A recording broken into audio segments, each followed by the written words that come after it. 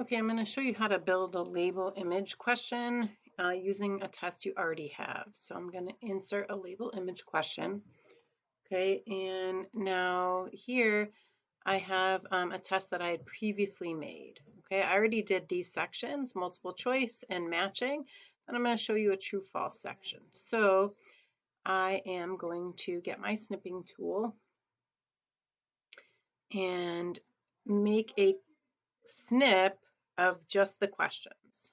Then I'm going to right click, save as, and I had incorrectly saved the other one as true false. So yes, that's just for me. So I saved this. I'm going to minimize this out of the way, go back to my quiz. My directions are here. I had already modified my directions to match this assessment. And I'm going to open my file. Here is my true false. I'm going to drag it over. Okay, that looks right. Click OK. All right, wait, here is my image.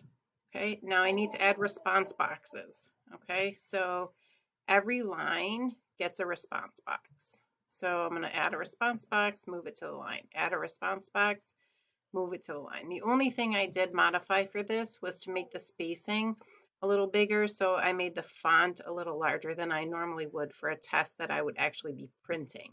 Okay, so that's about the only modification so that these boxes fit a little better.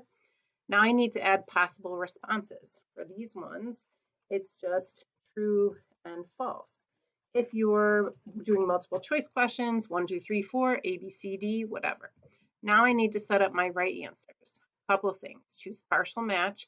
That's going to give partial credit because this is showing up as one question even though it's 5.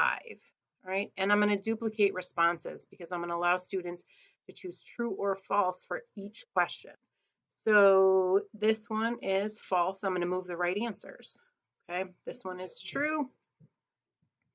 This one is false. This one is false. And this one is false.